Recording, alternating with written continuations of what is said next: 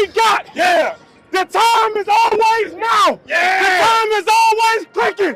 So every single rep, every opportunity, make the most of it. Let's fight for each other. Let's fight to the end. Let's go. Let's go. Family on three. 1, 2, 3, family. Yo, what's going on? It's Keys Black Quarterback Series, and my goodness, did we have a week? We got a lot to talk about. Let's get into it. I'm gonna come right off the rip. I didn't even get to the Jameis Winston Giants game. I can't remember who they even played. It was so much going on, and that completely slipped my mind. But we got everything else. So let's get into the headliner of the video. Y'all should already know who I'm talking about. And this segment is probably going to be really long. So, Cleveland Browns versus Baltimore Ravens. My God. So, Lamar Jackson, as I'm looking for his numbers, didn't have the best day. He was 14 for 25, 195 yards, 2 interceptions. Almost neither of them were his fault. Absolutely terrible day as far as offensive line play. We'll get to that in a minute. And then Shedeur Sanders was 6 for 16. I can't remember the yardage and an interception. Just a rough rookie day, right? As you can see, neither quarterback had the best of days because the defense was absolutely phenomenal. This is the best defensive game. I know I said last week that last week was the Cleveland Browns most complete, not Cleveland Browns, I'm sorry. It was Baltimore's most complete game last week. And I still stand by that because the offense did just enough and the defense was phenomenal. Almost the same thing, but this time the offense was off, and I'll tell you why in a minute. So the defensive line of the Baltimore Ravens has been stellar these last 2 weeks. I'm not going to say we were wrong about Zach Orr, but Zach Orr has really shut us all up. He has this defense playing out of their mind right now. Cal Hamilton all over the field, putting them where you need to put. It's like when you got back in the day when you used to have a really good player on these basketball games. You just put that player anywhere and he'll still be successful.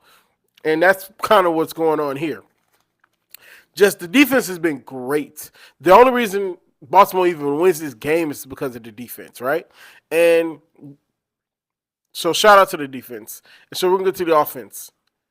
This offensive line is terrible. I have been one that have not been on the offensive line all year because I didn't think it was this bad. I've seen the clips of Filele and the other guy just absolutely being terrible.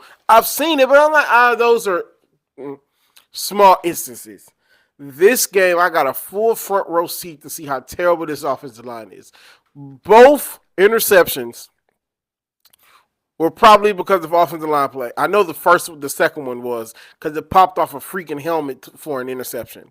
This is the worst game Lamar Jackson has ever had in his professional regular season career. And I'm not going to sit here and say Lamar Jackson played perfect. Lamar Jackson might be a little hurt still, but we kind of knew that. But it's kind of hard to be great when Myles Garrett is in your lap a second after the ball is snapped. When the defensive line is in your lap as soon as the ball is snapped. It's kind of hard to be the best guy in the business when that's the case. Nobody's going to play well with a terrible offensive line. I don't care if you're Mahomes, Josh Allen, Lamar Jackson, if you're Tom Brady or Michael Vick, you're not going to play well with an offensive line, and that's what we saw yesterday. But given how great Lamar Jackson is as a football player, he was able to overcome a lot of that, and they were able to score just enough points to win the game because the defense was – I can't speak the defense's praises and how great they was yesterday. Like, my God, they were so good yesterday. Like, when Dylan Gabriel's in the game, I wasn't worried at all because it's Dylan Gabriel. But then when they brought Shedeur Sanders in the game, I was a little nervous. Didn't prepare for Shedeur. Had no idea Shedeur was even going to play. But little did I know Kevin Stefanski didn't prepare for Shedeur either. So let's get into Shedeur. So before I started watching this game, I went back and I watched all of Shedeur's passes.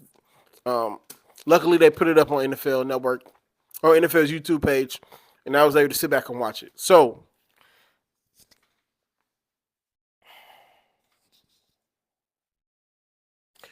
these are some of the things that I took away. That interception was a kill shot, but it was still a bad throw. But he got absolutely rocked on that interception. Their awareness on the run to get the first down, you just haven't seen that in Cleveland in a minute since Dylan Gabriel's been starting. That's one of Dylan Gabriel's problems. I don't feel like he has the overall awareness sometimes to know when the journey's over. Now, Shedeur did hold the ball too long. That's been a thing for him, right? But I think he played well. I think he played well in those facets of the game. The rollout when he avoided the sack and threw the ball on the side of the end zone, the first one, and he missed. What number was that? I didn't write his number down. He missed him. He missed him on the same side of the end zone, but you could see it. The dot, bro, he threw an absolute dot to 84 on the sideline, and if it wasn't for number 6 making the play, I don't know these guys' names. I don't know these guys' names yet. I'll put all of them on the screen. If it wasn't for that defensive back making that absolutely phenomenal play, who knows? We might be talking about Shedeur Sanders wins his first start against the freaking Baltimore Ravens. And then at that point, I think the Baltimore season is over. What else? Yeah, that was pretty much it. Everything else is pretty bad other than that. But like I said about Cam Ward, I just want to see flashes right now. I don't want the whole cake to be cooked right now. I want to see his flashes, and that's what we got. I was very happy that he played. Y'all heard the roar of the crowd. Like Kevin Stefanski in true Kevin Stefanski form, did not prepare Shedeur.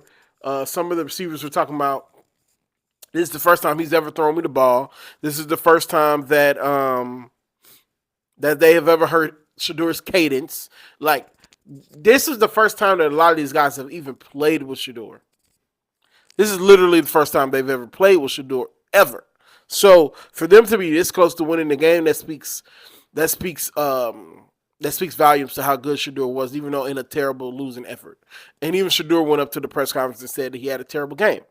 But I'm just happy that he got in, and we can sit here and stop acting like Shedeur is not the best option for the Cleveland Browns. But a part of me hopes that they do play Gilbert or I always forget his name. The guy in front of Shedeur, Dylan Gabriel. I'm sorry. Part of me hopes they do play Dylan Gabriel, so Shedeur won't have to be subjected to that. It's obviously Kevin Stefanski didn't want him.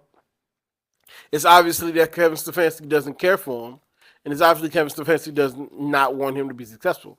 And there's a conspiracy theory going around how all of them are signed to CAA agency, and they want CAA agency to be Cleveland Brown, focused and everything. There's a rumor going around that I didn't really too much look into that. But so other than that, and I didn't even get into all the royal mistakes that even put Baltimore in that hole.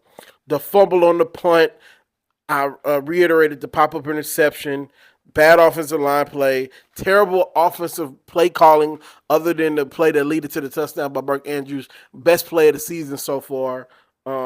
Terrible red zone offense. Just we're going to keep rolling coverage when our offensive line is terrible and can't even block straight up. They can't even come off the blocks regularly.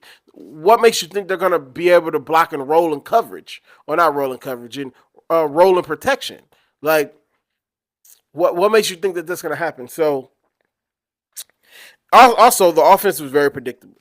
I'm sitting there watching the game, and I'm like, they're probably going to do that. And that's exactly what happened. Running on first down every time you get into the red zone. Running on second down every time you get into the red zone. Taking Derrick Henry out and letting me know that you're going to pass the ball. Like a very predictable set of circumstances for Baltimore. I don't care if they win the Super Bowl this year. I want John Harbaugh gone. I want John Harbaugh out of there. He is destroying his team, and I just want him gone. Let's get some new blood in here. They're going to win probably 10, 11 games. People are going to be like, oh, see, I don't want to get rid of Harbaugh. We still want to get rid of Harbaugh, but Lamar want to win, so we're going to rock with Lamar. So, Kansas City and Denver. I'm going to start with this by saying normally I start with the numbers, but Kansas City is 0-5 in one-score games this year. I think last year they had a winning record in one-score games last year. So they've been living on the edge for a minute. They've been living on the edge for a minute, and it's coming back to bite them in the ass this year. 0-5 in one-score games. Patrick Mahomes was 29 for 45, 276 yards, a touchdown, and interception. Everything looks so hard for them right now. Running the ball look hard. Getting the ball down the field looks hard. Like it just, they used to get really easy, cheap 10, 15-yard plays to where those plays are just not available anymore. And I think it's because they've lost a lot of mind. I was talking to a friend the other day, and she was like, "Why are they not good anymore?" And I was like, "They lost a lot of talent, whether it's on the offensive end, the defensive side, or in that coaching room." Kansas City has lost a lot, and you're starting to see the remnants of why it's hard to do what they're doing. I think they've made it to 5 straight AFC Championship games. That's going to be over. We're going to get a new team in the AFC representing that conference this year, and it's safe to say that I don't think they're going to make the playoffs. I'll put the division up on the board. I think they're 2 games behind. Sorry about that, guys. My camera went crazy. I don't know what happened. So, like I was saying, they're 2 games behind the Chargers, who are 75. And they're essentially almost 4 or 5 games behind the Broncos, who they just lost to. So you can add a new game onto that. Even if they went out, I don't see the Broncos losing enough to make this conference or division competitive. I'm putting it on the screen as I'm talking, but I just don't see I don't see a world where Kansas City makes the playoffs unless it's through the wild card. And Baltimore is above them, Buffalo is above them, Houston is above them, and it's one more team above them. I also took a picture of this from the CBS broadcast, and I'm going to put it up on the screen. So you look at all this, and I think that I'm not going to say the dynasty is over. Even Tom Brady was hurt for 09 season and came back to win, I think, 4 or 5 more Super Bowls. So I'm not going to say it's over for them, but it's getting real dark early. Like I said on Instagram a few days ago, it's getting real dark early for the Kansas City Chiefs. And I'm going to sit here and be like, oh, I love it. No. You want to see the top guy play top guy football. But, like, nobody fears Kansas City no more. Patrick Mahomes doesn't look all world right now. It's like what in the NBA where people were just like, oh, my God, Nikola Jokic is the best player by far. And it's different in the NBA because a lot of the players have raised their level of play to make it a discussion. But at some point, it wasn't a question. Now it's a question. There's a strong argument to be made that Josh Allen and Lamar Jackson are better than Patrick Mahomes and having better seasons than Patrick Mahomes. There's a case to make Drake May is better. There's a case to make Justin Herbert is better. Like, there's cases to make for the other guys where 2 years ago, this wasn't even a conversation. So he hasn't looked special this year. He's had moments, and I was saying this last year. He's had moments, but he hasn't looked special this year, talking about Patrick Mahomes. And he got a lot going on, probably, but that's not an excuse. So this team is 5-5, and they're probably in for not a hard reset, but in for a reset this offseason. They need to get more talent in there. I think they need to kind of shift away from, and they kind of have the passy thing. They need to run more. So, shout out to Bo Nix and I think it's Cameron Sutton. I know his last name is Sutton. Shout out to them too. That 1-2 punch is crazy. Anytime Bo needed a play, boom, we throwing it to Sutton. First down, touchdown. Like, this is my first time sitting down and watching Denver. As much as I don't like Sean Payton and I've called him a dumpster fire waiting to happen, he got them boys playing football right now. So, shout out to Bo Nix, Cameron Sutton, the almighty Chiefs. That might be it this season for them. And so a couple quick hitters. So Jacoby Brissett set the record for most completions. I think it was like 50 something. I think I took a picture of that as well. My guy in Carolina land. So Carolina is 6-5. They are 6-5. Carolina is 6-5. Bryce Young was 31 for 45, 448 yards and 3 touchdowns. If I'm not mistaken, I'm going to vet myself as I'm talking about this on the screen. He has 10 game-winning drives or game-winning passes. This man has 10 game-winning drives or game-saving drives. He's been special. Now, this is just Atlanta. And he's always special against Atlanta. But if Bryce Young can get to the point where he's winning all his divisional games and looking this well in divisional games, the sky's the limit, because you have to win your division first. You win your division, then you win your conference, then you win the Super Bowl, right? So, to me, these are stepping stones for Bryce. And these are stepping stones for this organization. And I'm so proud of this organization. To me, this is one of the best stories in sports. This got to keep everybody together. They have to keep everybody together, keep learning, keep growing. He done saved a lot of people their jobs. He saved a lot of people their jobs being 6-5. I was going to get into the whole game, but I'm going to just talk about a little bit of it. The Panthers essentially were getting outplayed the first half, and they were able to turn the faucet off. But one, because Penix got hurt, and two, because the defense turned it up, and I think they only gave up I think maybe 10 points, maybe. I don't think they only gave up 6 points in the second half.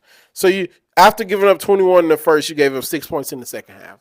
So they turned the faucet off, and they were able to put what's that guy name? Kirk Cousins, because Penix was hurt, into bad situations, and they were able to win the game. It was hard. It was a hard-fought game. I think they won in overtime, but the win is a win. Win is a win. This Panthers team needs these types of wins. I love talking about the Panthers. Like, I'm a Panthers fan at heart. I watched Cam Newton growing up, and I always got a love for the Panthers. So to be able to talk about them in a positive light is always great for me. Yeah. So, Michael Penix. We're gonna have to have a conversation about Michael Penix. I know it's really I know it's his first starting season, but I think Shannon said this once before. You come in the league hurt, you always going to be hurt. He's been hurt a few times already. After being hurt almost damn near 5 straight years in college. I don't think this man is ever going to be able to play a whole 17, 18 game schedule plus playoffs. I don't think it's possible for him. And I don't even want to put that on him, but I don't think it's possible for him. And I don't know what Raheem Morris is doing down there, but it's not resonating. This team, and I say this every week with the Panthers, every week with Atlanta, this team is too talented to not have a winning record in that bad division. Now, the division is not as bad as we thought because they have Baker Mayfield and Bryce Young and all them guys are playing well right now. But Atlanta should be right in that mix. There's a strong case to be made that this was a 3 now, with the information we have now. There's a strong case to make that this division could have had 3 9-win teams. Like, I believe in Atlanta that much to where they should have at least got 9 wins. So, yeah, I just want more from Atlanta, and I don't know what's wrong. They have all the talent. At this point, it has to be coaching and management. Shout out to Jordan Love, 13 for 24, 179 yards, 2 touchdowns. Watched a little bit of this game. I wanted to rewatch it. Didn't have time to rewatch it. But I will say, when Jordan Love went out with the injury, Malik Willis came in, that offense looked really good. It looked tough. It looked like a running offense. And then when Jordan Love came back in, we started throwing the ball again. That doesn't make sense to me. If this running game is working, why not run this same offense with Jordan Love? That way you can play off Jordan Love. Now, Love played spectacular in that third quarter. Now, it's just against the Giants. But that's the Jordan Love. I posted this on Facebook. That's the Jordan Love that we saw from week 1 to week 3. That's the Jordan Love that the Green Bay Packers need to feel like they got their next guy. I want that to be Jordan Love all the time. That Jordan Love there in that third quarter was phenomenal.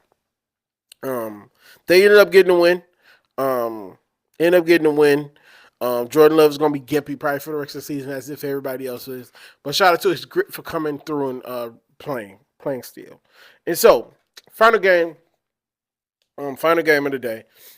Caleb Williams, 16 for 32, 193 yards, no touchdowns, no interceptions. JJ had a rough go at it. these last few weeks. But that fourth quarter, I saw what I needed to see. Kind of like the whole Jordan Love thing.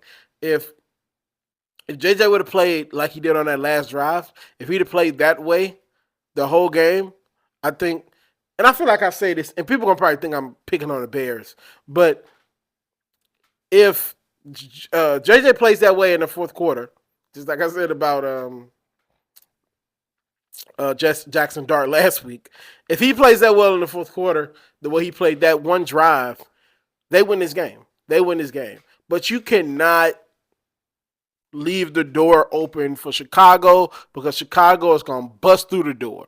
They've shown us multiple times that they're going to bust through this door in this weird, unorthodox, all over the place offense that Caleb got them running.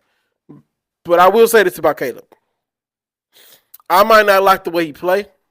It wins in the regular season. It might not work in the playoffs though. This works in the regular season. I don't know how this is going to translate to the playoffs. Now, Bears fans, I'm sure, shout out to numbers on the board. Bears fans, I'm sure, are like, I just want to make the playoffs. So they just want to make the playoffs. I'm cool.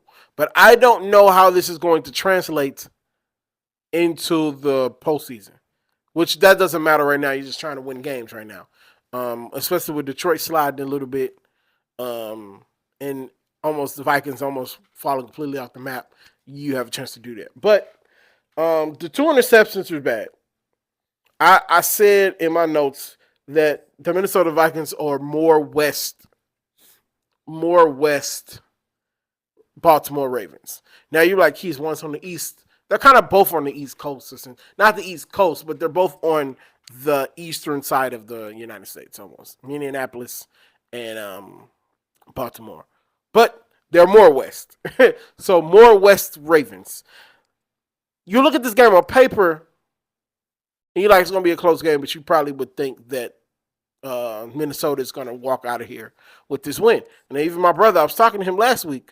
He was like, yeah, we got to get this win. We should be able to beat Chicago. And I think they should beat Chicago. I say this all the time. These were my Super Bowl predictions. I had the Vikings coming out and winning the Super Bowl. But the growing pains, and I don't want to say they playing down to their competition because I don't watch the Vikings enough to know. I'm sure my brother will comment on this or something. It got to be rough because the talent is there. Everything you need to win is right there, but you're just not getting it done for whatever reason. Because of the young quarterback, because of some other things. I think they should. I hate to keep saying this, but it seemed like they were getting yards on the ground. I think they rushed for less than 20 yards as well. The Bears also could have ran the ball more. They rushed for less than 20 yards, but they was nickeling and dominant every time they ran the ball with Manunga. So I don't know. Good game though. Really, really good game. It's a good week of football, as you can see by how long this video is. So let me know what you guys think. How do you feel about the Ravens? Because they're 5-5 now, and I still feel like they should fire their coach. How you feel about Carolina? You think Carolina gonna make the playoffs as a sneaky wild card? Didn't talk about them, but the Eagles. I did a video about the Eagles. I did a video about the Eagles. It'll be at the end and all that stuff. So let me know what you think. How you feeling about the season? We chugging along, guys. It's almost Thanksgiving. It's crazy. So let me know how you feel. What do you think your team's record is going to be at the end of this month or this year? And I'll talk to you guys later. Peace.